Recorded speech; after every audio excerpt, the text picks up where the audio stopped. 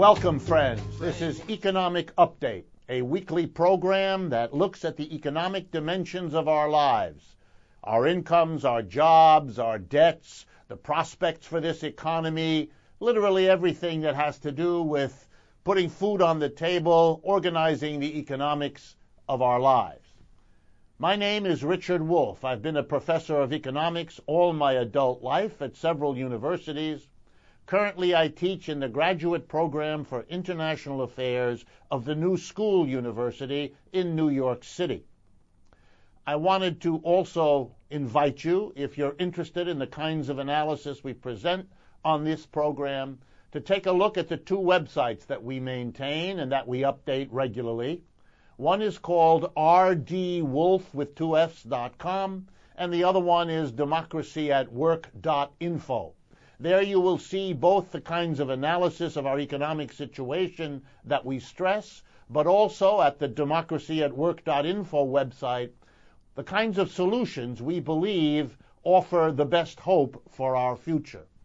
Also, both websites provide you a way to communicate to us, to send us your comments, your criticisms, your questions.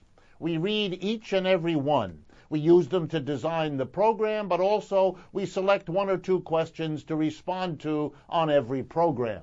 So if you're interested in communicating to us, please go again to either of the two websites, rdwolff.com and democracyatwork.info, to let us know what you think. In the last week, a number of things arose that I think deserve our attention. This week, there will begin to be confirmation hearings in the United States Senate for the proposed new director of the Federal Reserve System.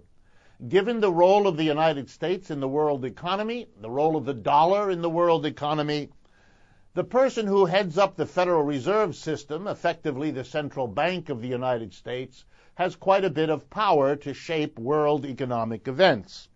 Ben Bernanke, the current chair, is coming to the end of his term and has to be succeeded, and President Barack Obama has nominated Janet Yellen.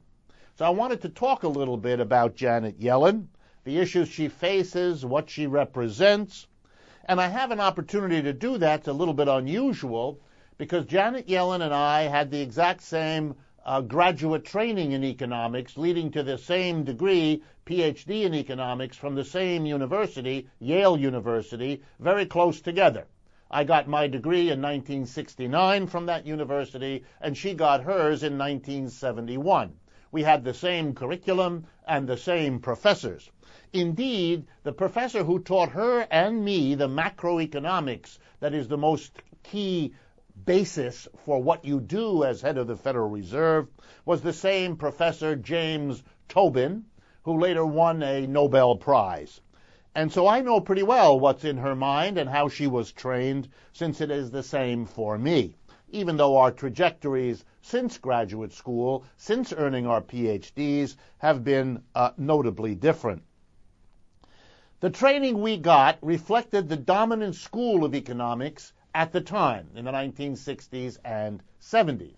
That school had the name Keynesianism because its leading inspirer, its leading theoretician, was John Maynard Keynes, a leading economist in Great Britain, who became famous during the Great Depression for questioning the orthodoxy of his time and basically proposing that capitalism, if left to its own devices, produces extraordinary inequality and extraordinary instability, such as the Great Depression, in the middle of which he wrote his famous work. So Keynes's argument was, if you want the benefits of capitalism, and he was a great admirer of capitalism, then you have to have the government intervene systematically to put away the negative consequences of capitalism and to ensure that positive outcomes happen, because a capitalism left to itself, private enterprises left to do what they want in their own interest, produces economic disaster. That was Keynes's argument, and he developed the monetary and fiscal policy ideas that have been followed ever since. So Janet Yellen, the person being confirmed, is a person who was trained in the notion that the government can, the government should, and indeed the government must intervene systematically. This is a bit complicated because shortly after the 1970s, with the arrival of Margaret Thatcher in power in England and Ronald Reagan in the United States, the conventional wisdom of economics changed drastically. The conservative right wing emerged with the idea that it was best for the government to be minimized, for the government to deregulate, for the government to get out of the business of economic intervention, with the theory that a capitalist system left to itself without government intervention would work best. Mrs. Yellen accommodated this idea, as most economists did, some with greater enthusiasm, some with less. So one would have to define Janet Yellen as occupying a place somewhere between the Keynesian interventionist economics she learned as a graduate student, as I did, and the more right-wing skepticism about the government that has been the dominant ideology for most of the time since both Yellen and I graduated. So what would I expect from Janet Yellen, and what can we expect? On the one hand, she is not going to upset the apple cart. She's been a loyal assistant to Ben Bernanke for many years. She obviously accepts not only the wisdom of capitalism, but basically the wisdom of keeping the government from too active a role in it.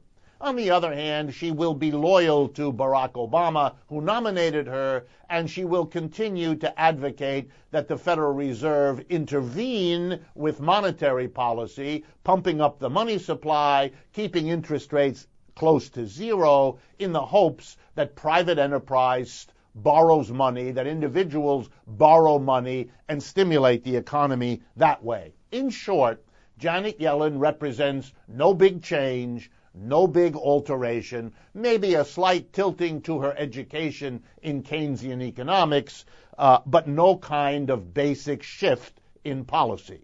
And in my judgment, that's a disaster, because if there's anything this economy needs, it's a basic shift in policy. Why? We are now in the worst economic crisis since the Great Depression. It is now in its 6th year. It begins officially in December of 2007, and we're near to December of 2013. That's 6 years. The policies followed by the government have not worked. We are not even halfway back to the level of unemployment we had before this crisis hit, and that involved millions of people whose jobs were not available and whose skills and energy were being wasted by an economic system that doesn't know how to put together unemployed people and unutilized resources to produce the wealth we need. In any case, by being a person from whom no sharp change will come, we can expect no change in the basic policy, and as it hasn't worked for the last 6 years, I'm not holding my breath for any kind of economic breakthrough anytime soon. Indeed, I noticed that last week at a conference of the International Monetary Fund in Washington, the person who was scheduled to be the next head of the Federal Reserve, Lawrence Summers, who was put aside, who withdrew his name, was uncharacteristically honest. Perhaps if you're no longer in the running, you can tell it like it is. And he said there is no recovery, and there is no recovery in sight, and the conventional policy isn't working. He probably wouldn't have said that if he were in Miss Yellen's shoes, but now that he isn't, he does, and it gives me a chance to quote a person I normally wouldn't in support of the notion that Ms. Yellen represents no change at a time when what we need is real change more than ever. My next update has to do with the minimum wage here in the United States, and I wanted to bring to your attention some basic facts. In his State of the Union message earlier this year, President Obama said that he believed the minimum wage should be raised from the current $7.25 an hour. Yes, that's what it is, an hour, to $9. And then last week, he raised his idea it should go to $10. It's interesting that he has the courage to even propose that, and it's clear why. there has been a mass movement in the United States for the last 6 or more months on the part of Walmart workers, McDonald's, hamburger workers, and others demanding that poverty level wage, which is what $7.25 an hour means, is an outrageous insult to the people of the United States and sheds very poor light on the quality of this economy in terms of what it offers people for hours of their labor. And the polls in America show, Gallup poll and other poll, that an overwhelming majority of Americans, more than 3/4 of our people, support raising the minimum wage. So it's wildly popular, and there's a real movement. That's the kind of thing that gets politicians sometimes to pay attention. And Barack Obama did and is pushing for a higher wage. It's interesting also that in the elections earlier this month, in the state of New Jersey, for example, the people voted for the popular governor there, Chris Christie, and yet he's the same governor who vetoed an increase in the minimum wage proposed for the state of New Jersey last year, and who campaigned as part of his election effort against a ballot initiative to raise the minimum wage this year. The people of New Jersey elected Chris Christie again, but they also voted over 60% in favor of raising the minimum wage in that state and against Mr. Christie on that point. So, do we then have a minimum wage rise in this country? Frankly, I doubt it, given the control of the Republicans. But I want to put it in perspective. Even if we did raise the minimum wage, and even if it went all the way to $10, in terms of purchasing power, a $10 minimum wage today is worth less than the minimum wage was worth back in 1968. That's right. In 1968, the minimum wage, adjusted for the prices people had to pay, meant that a person earning the minimum wage was able to buy more goods and services in 1968 than even $10 would allow him or her to purchase today. In real terms, the minimum wage is lower at $7.25, far lower than it was 40 years ago. A stunning comment, since people at the minimum wage are working harder, are working more productively with more and better machines than ever before, and yet they're actually paid less. Final point on the minimum wage. It's $7.25 an hour in the United States.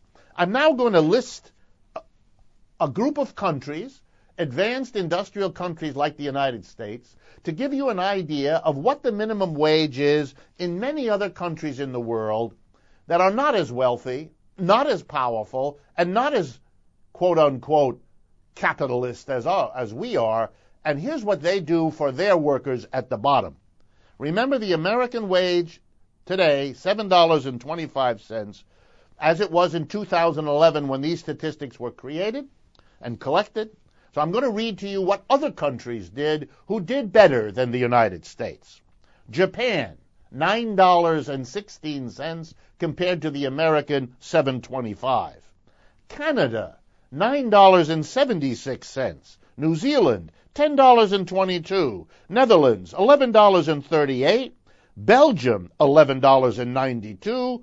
Ireland, $12.03.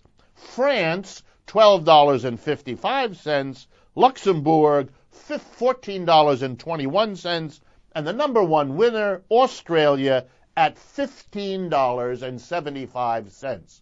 These are all economies, some of whom are doing better, some of whom doing not as well as the United States. Bottom line, you can pay much more in the minimum wage, do right by the poorest in your society, and do perfectly well. The argument in the United States that this is impossible and can't be done is counteracted and contradicted by what other societies have been doing and are doing very well.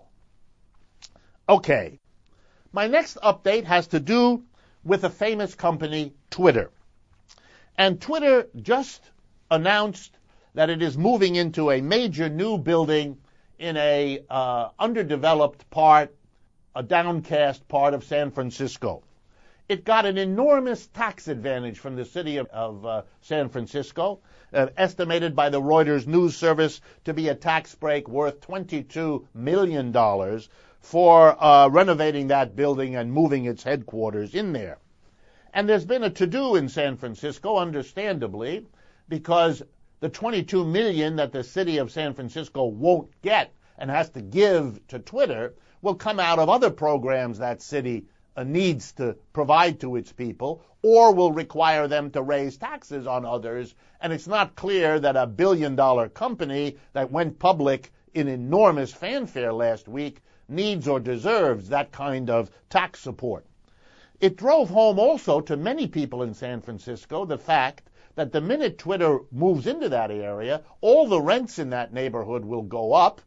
That will force all the least capable economically of the citizens of that area to flee, to crowd into other less expensive neighborhoods. It's that peculiar urban renewal that seems to favor those with the most money, with tax gimmicks and tax giveaways, and hurt most those least able to take it. But that's not really the point I want to make. That point is being made in public demonstrations by angry residents of this neighborhood in San Francisco and by a lively debate there over the pros and cons of tax giveaways to big business. What I want to stress is that Twitter, like so many quote-unquote private enterprise techno leaders, is in fact being helped once again by the government. The federal government helped support the universities and the military establishment that invented the Internet. The federal government, that is your money and my money in taxes, has been a key partner to all of these companies at our expense throughout their history. San Francisco is just doing it again. Question: if society funds so much of what these high-tech companies do, then why isn't society a part owner of these enterprises, able to cash in on the success they achieve, the money they earn, since that would not have been possible without systematic subsidies by the public along the way? It's hard not to come to the conclusion that our private enterprise capitalist system is a system in which private enterprises capture the rewards, even though the public, through the government, carries much of the cost of the investment, carries much of the cost of building up these companies. In Europe, when the government helps corporations, it often takes a position, becomes a part owner, and therefore cashes in on some of the benefits. It's always struck me as bizarre that in the United States we don't do that. And when we celebrate how private successful they are, let's remember the role that our taxes play in it. October was also the release of the statistics, early November was the release of the statistics for October, and I wanted to bring one to your attention for those of you that still believe, when you read in the newspaper, how we have a recovery.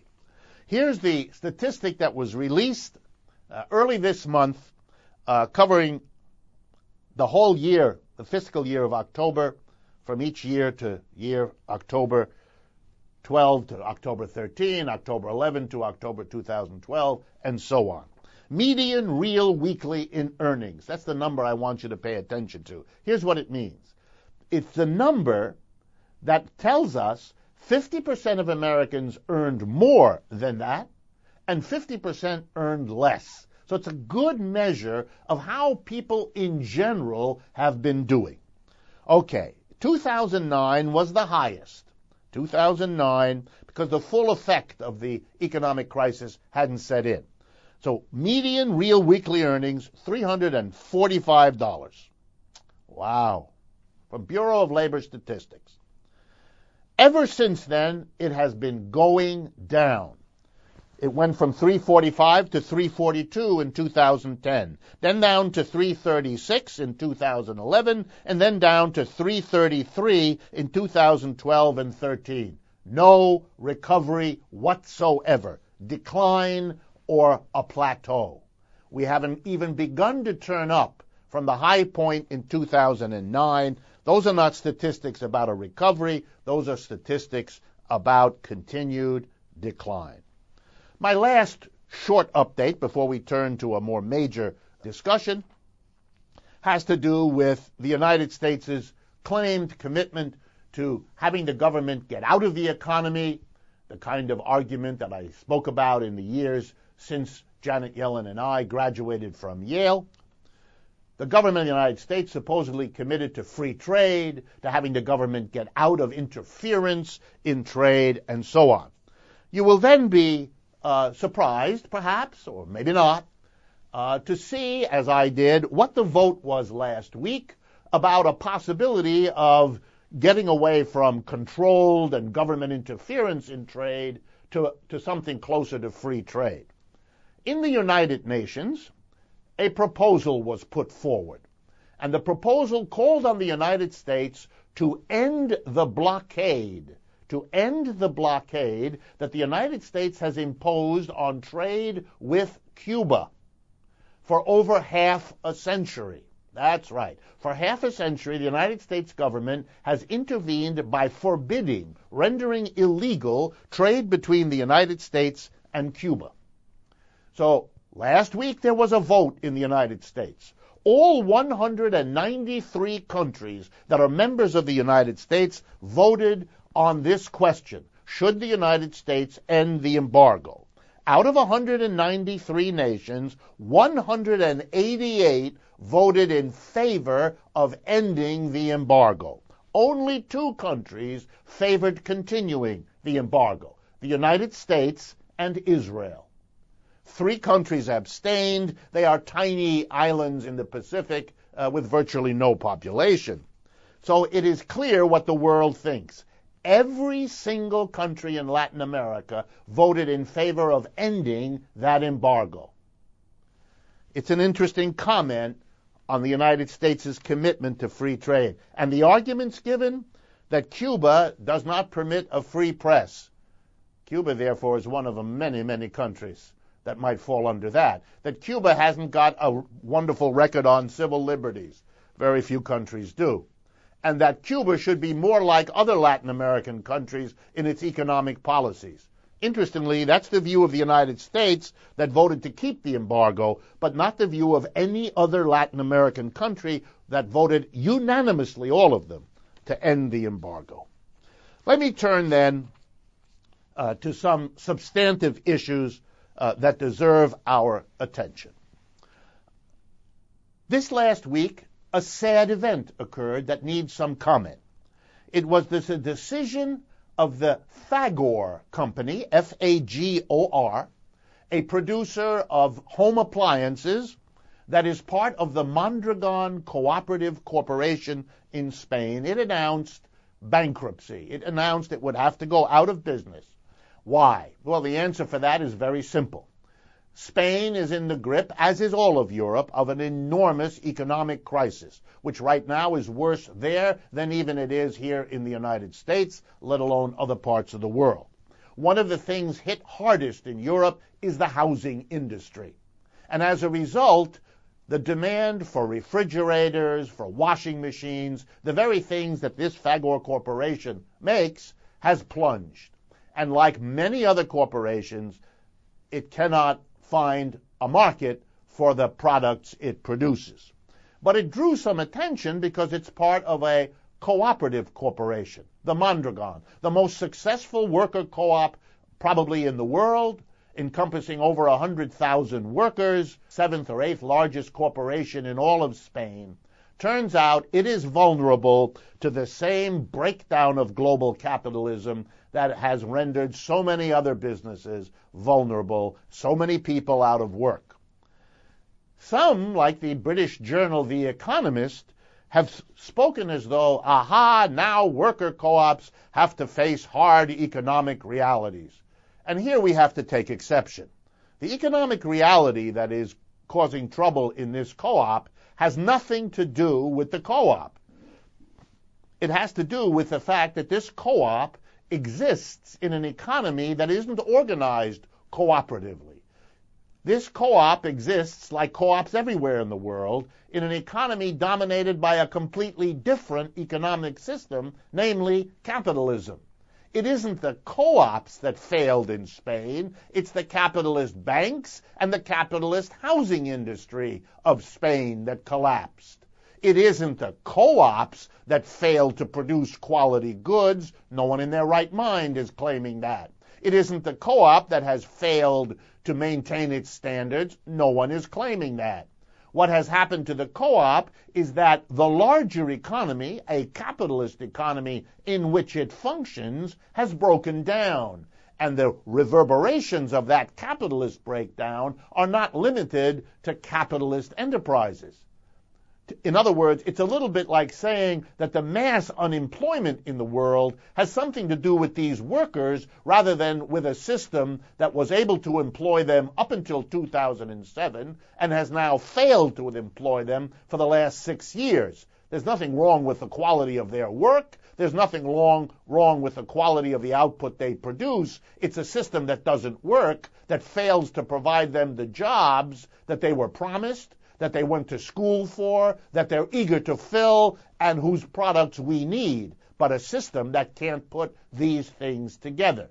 The workers are victims of capitalism, and so are the cooperative enterprises. And indeed, nothing shows the importance of worker co-ops better than how they are reacting to the failure of the larger capitalist market to absorb the goods that the Fagor workers, 2,000 and so of them, have been producing for many years very successfully. The proof of the value of worker co-op is that the Mondragon Corporation is committed to maintaining the jobs and or the livelihoods of all 2,000 workers because they're members of that co-op. Because the Mondragon Cooperative Corporation is actually a family of about 300 co-ops, unified by a planning system, let me say that again, a planning system that moves workers from where there are job opportunities among these co-ops to places where the job opportunities are greater. They move the workers from where jobs are shrinking, like at Fagor, to places where jobs are growing. And they maintain the workers even if it takes some time to make that transition, because we are in a broad economic crisis. Here is an entity that is working, a planning unit, overlooking all of these co-ops in order to maximize the well-being of workers even through a hard time. By contrast, in capitalist societies, an employer who goes out of business simply fires the workers. They're on their own. Fend for yourself. Find a job if you can. Nobody will help you. Maybe you can go to the state, but these days the state is being hampered by the same capitalist crisis, so it's doing less for workers than it ever did before. None of that oppresses the workers at Mondragon because they have an institution that not only gives them democracy on the job, but also plans and coordinates to help one group of workers live even in hard times by sharing the effort across the whole family of workers. So it's actually a better mechanism to cope with the kinds of problems capitalism imposes even on worker co-ops. Imagine with me then what we could have if we had a planned economic system that tried to do for everybody what the Mondragon Cooperative Corporation is trying to do for the 300 member co-ops within it. Suppose we had a society that tried to help all of the people laid off when there's an economic crisis. Wow, you might even have a planning society which said, we're not going to allow crisis in the first place, since we can understand the fundamental irrationality in any economy of having millions of workers who want to work, having all the tools and equipment and raw materials sitting idle, as we do in the world today, that those workers could work with, having an economic system that can't put them together. If we had a cooperative planning system, of course we'd put them together. We wouldn't be worrying about private profit because private profit is less important than avoiding the colossal suffering and waste of having unemployed people alongside unutilized resources failing to produce the output that could solve our social problems. We're now halfway through our program. I want to ask you all, please, to stay with us. We're going to have our short break. This is Richard Wolff at Economic Update, and we'll be back in a matter of seconds. Welcome back, friends. This is Economic Update. My name is Richard Wolff. I'm your host. And in this second half of our weekly program, I want to once again open by inviting you to send your questions and comments and criticisms to either of our two websites, rdwolf.com or democracyatwork.info, which both have both materials for you and ways for you to communicate directly with us. This part of the program is, as always, devoted to discussions of major topics.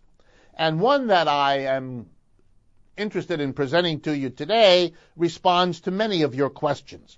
And it has to do with the distinction between quote-unquote public universities and quote-unquote private universities.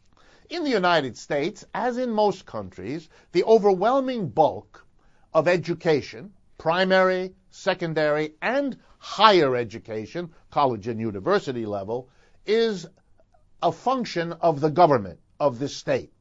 There are many reasons for that.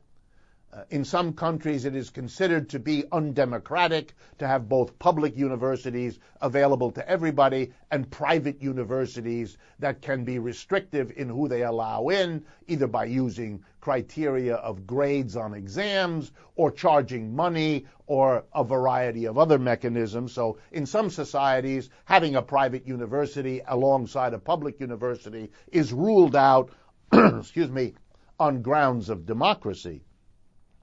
In other societies, it is ruled out because it is thought that somehow it shouldn't be closed to anyone to have the best education possible, and that even if a private university could be better, it is not fair to exclude people on grounds of capacity to pay. And in other societies, it's simply history. And the idea is that education, like access to the beach, like access to public parks, is something that should be given to everyone as a fundamental human right, and that therefore the government should provide it, and it should be at no cost, which it widely is. In the United States, however, we have a sizable private university sector, and I want to talk about the economics of that so that everyone understands. In a public university, all that we mean is that the government runs the university, and typically that the government subsidizes a large part of the cost of providing the laboratories, the classrooms, the dormitories, and all the rest. Typically, in the United States for sure, public universities do not pay the entire cost. Part of that cost is paid for by students who pay tuition, room and board fees, and so on. And over recent decades, as the state has withdrawn the amount of support it gives to public universities, more and more has been demanded of the individual working class and middle class and upper class families that send their young people to these schools in the way of private tuition payments. So while they are still public universities, they are partly funded by private individuals. I turn now to the thing I'm most interested in, the so-called private university.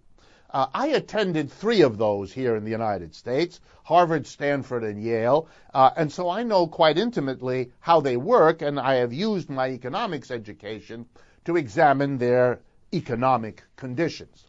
And the thing I want to stress to you is what surprised me when I studied, especially Yale University, where I was a graduate student and got my PhD in economics. What surprised me was that this private university isn't in fact private at all. And indeed, if I had a title for this section of our program today, it would sound like something like this: The Scandal of the So-Called Private University. Why? Well, for most of the last 30, 40 years, where I have looked at the books of Yale University, here's what I discovered: that the largest single source of revenue for that university, Yale, and There's no reason to question whether the same isn't true of Stanford or Harvard or Princeton or any of the other private universities. The largest single source of income for Yale was the federal government of the United States, using tax money, money paid by all the citizens of the United States that flows to Washington, and that in Washington is turned around and given to Yale University. Let me be real clear here. The money from Washington is more in its total than all the tuition, room, and board payments paid by Yale students, undergraduate and graduate combined. What does the government give money to Yale for? Here's typically how it works. A professor or a group of professors at Yale, I myself participated in this, submits to a government agency, the Defense Department, the Office of Homeland Security, the Office of Health, Education and Welfare, and so on. Whatever the department, a group of professors submit a proposal to do some research. And let's say when you put together the cost of a university professor's salary and some graduate student assistance and so on, it comes to, say, $300,000. The actual grant submission to Washington isn't for $300,000. It's for $300,000 plus, and here comes the good part, a university markup, which in the case of Yale is usually in the neighborhood of 60 to 70%.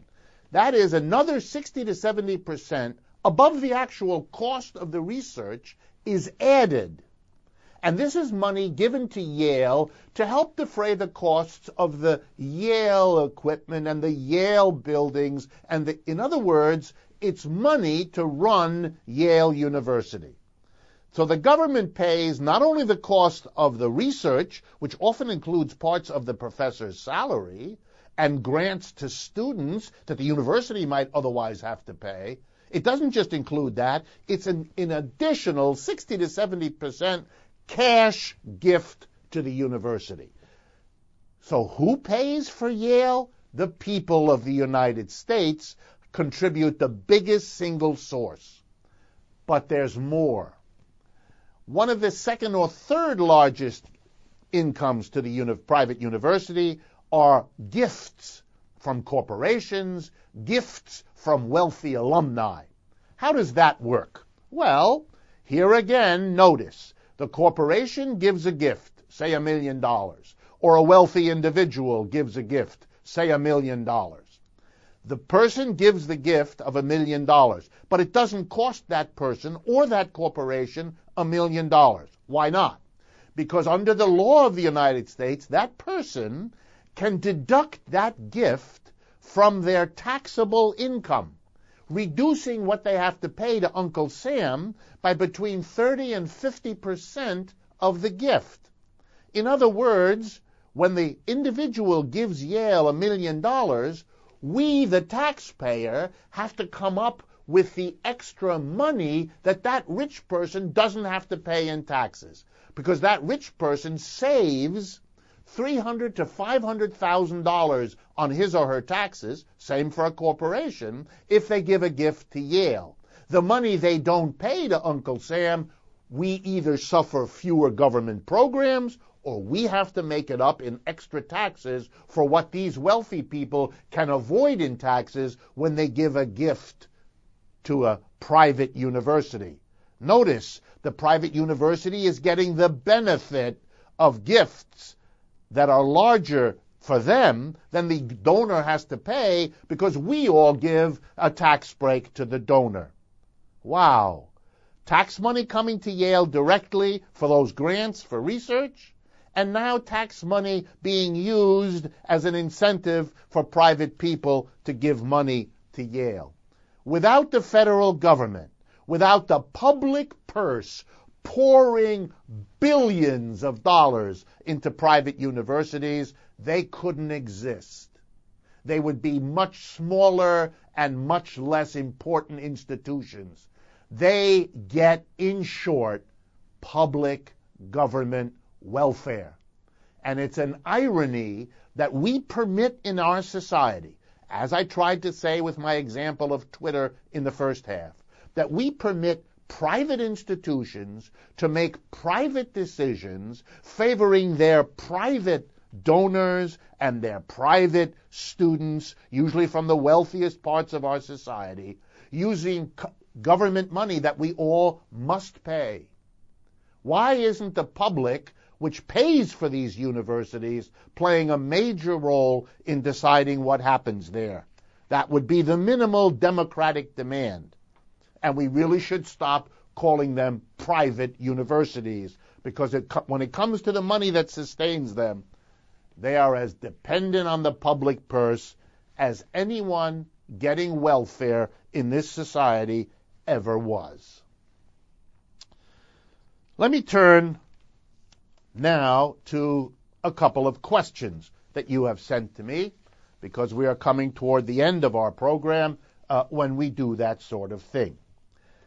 And here's the first question that was sent in by one of you, and that I want to talk a little bit about.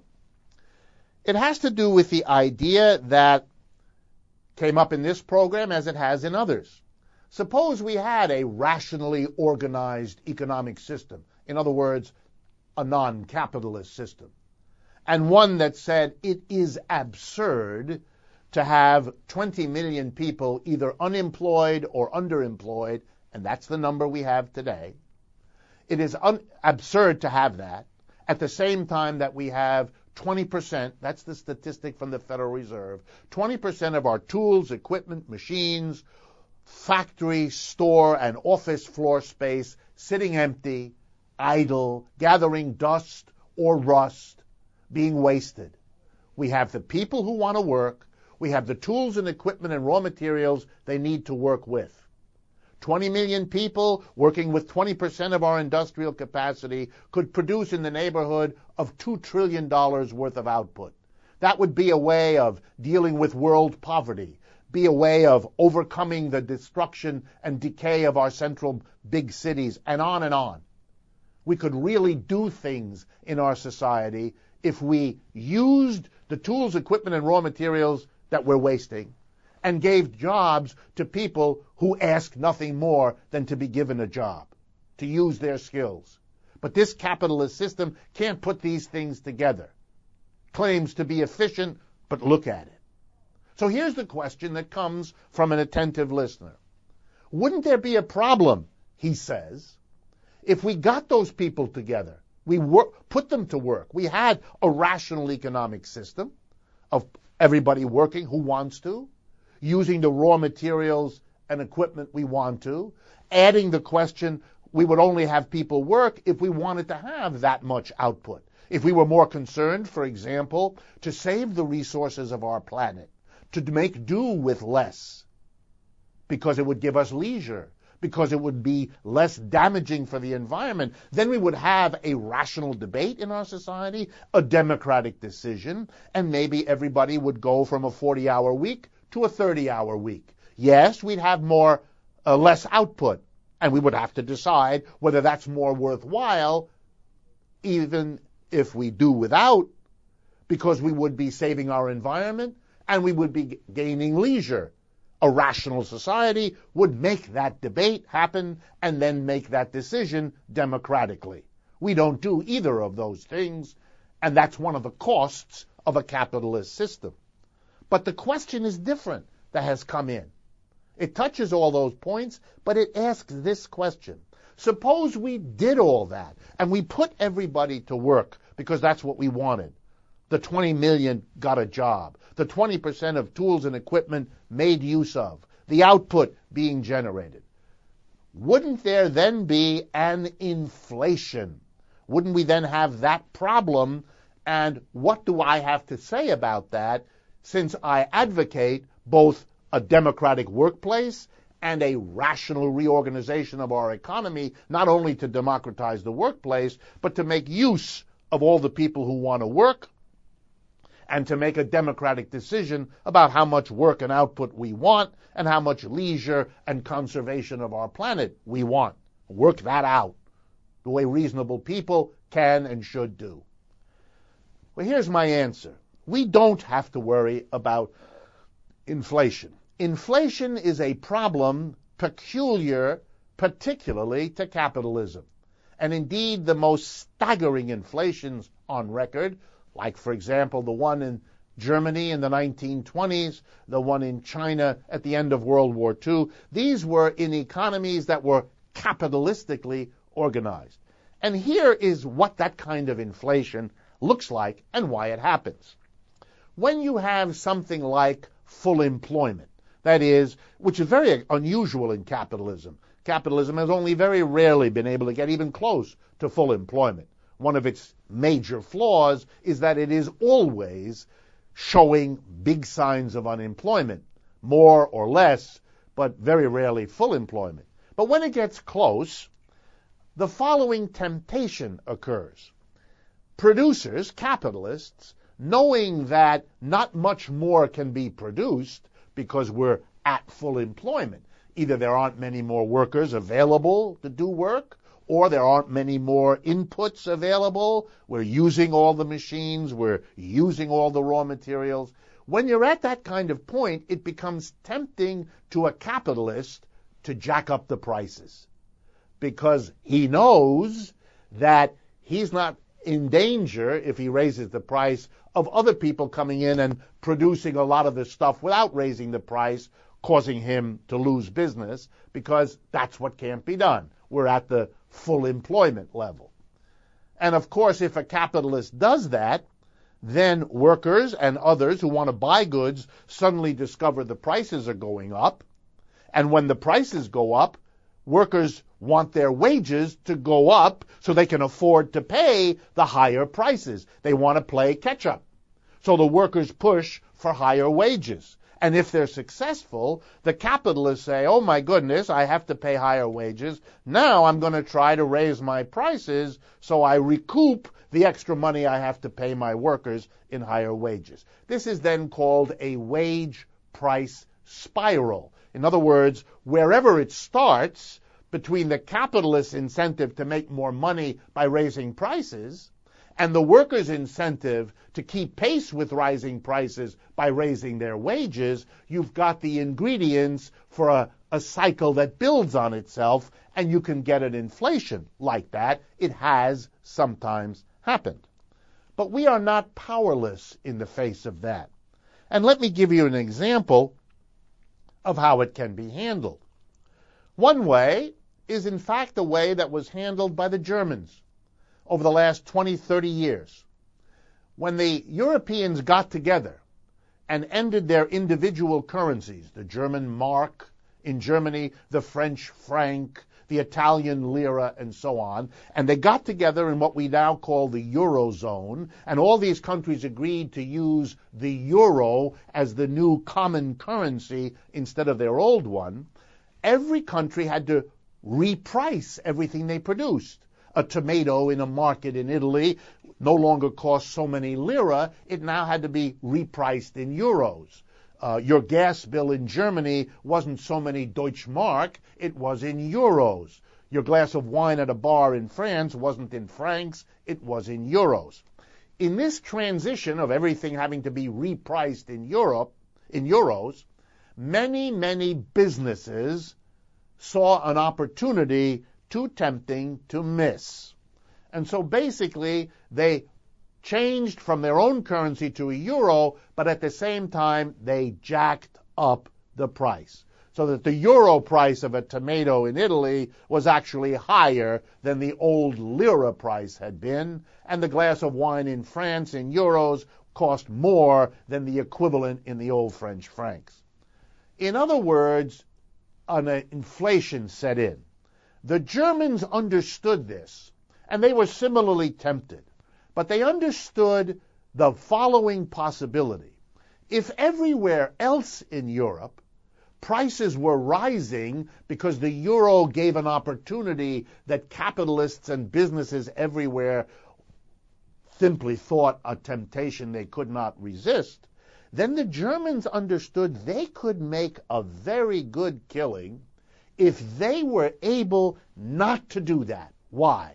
Because if prices rose in Italy, in Spain, in France, in Belgium, and so on, but they didn't rise in Germany, then buyers, consumers in Spain and Greece and Italy and France would discover that German goods weren't rising in price, whereas everybody else's were. If the Germans could prevent rising prices in their country, they could literally bring all the rest of Europe to buy German goods instead of goods made in their own country, because the goods in their own country were rising in price. And that's what the Germans did. They did it through an agreement reached by their business and their labor unions, who got together. There's a long history of this kind of thing in Germany, who got together and agreed the companies would provide work and jobs if the workers would forego wage increases. And the businesses wouldn't raise German prices, which is what mostly German workers pay.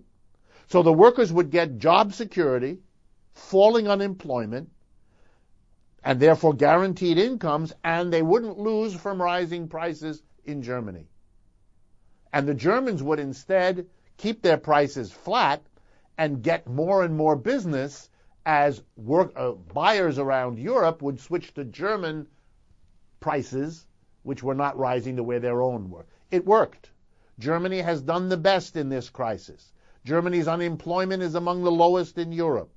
Germany has weathered this crisis and come out stronger because it managed this inflation. So even in a capitalist economy, with more and more approach to full employment, not quite, but getting there, they've managed to avoid it to their own advantage. The second example of how you can avoid an inflation comes, you might be surprised to know, from the Republican Party in the United States and one of its more conservative presidents, Richard Nixon. Yep, Richard Nixon. Back in 1971, when the United States was indeed experiencing an inflation, the government decided something had to be done, and it did it. And it worked beautifully. Richard Nixon, on August 15th, 1971, goes on the television and he says to the American people, we have an inflation and I'm going to do something about it. And he declared a wage price freeze. He said that nobody can raise their wages and nobody can raise their prices. And we're going to do this for at least 6 months to bring this inflation to a halt. It's going to be a law. If you're a businessman or woman and you raise a price, we're going to arrest you and put you in jail. If you're a trade union or any other worker association and you push and achieve a higher wage, the same is going to happen.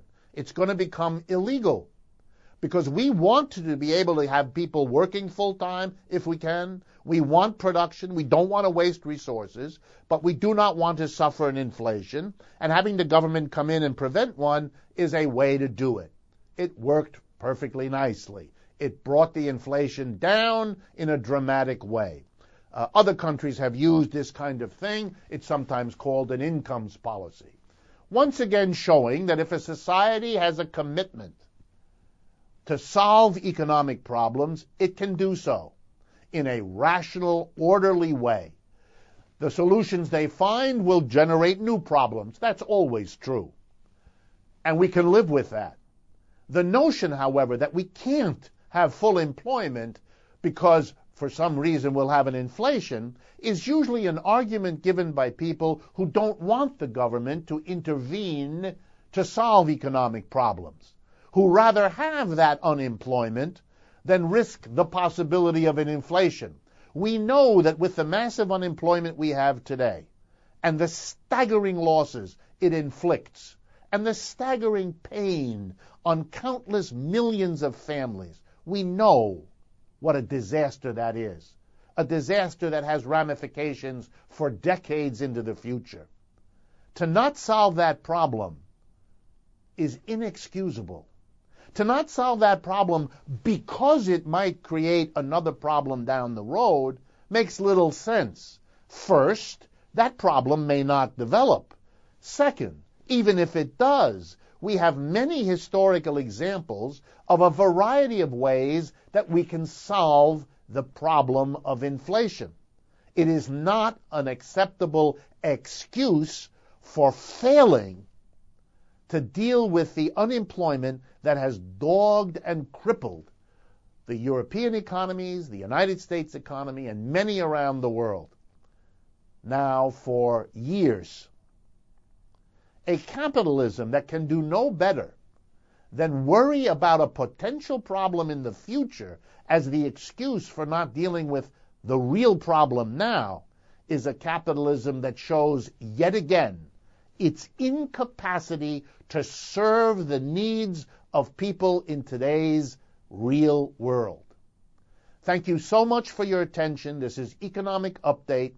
I look forward to talking with you again next week. And do please remember to follow us on Facebook, Twitter, and Pinterest. Thank you.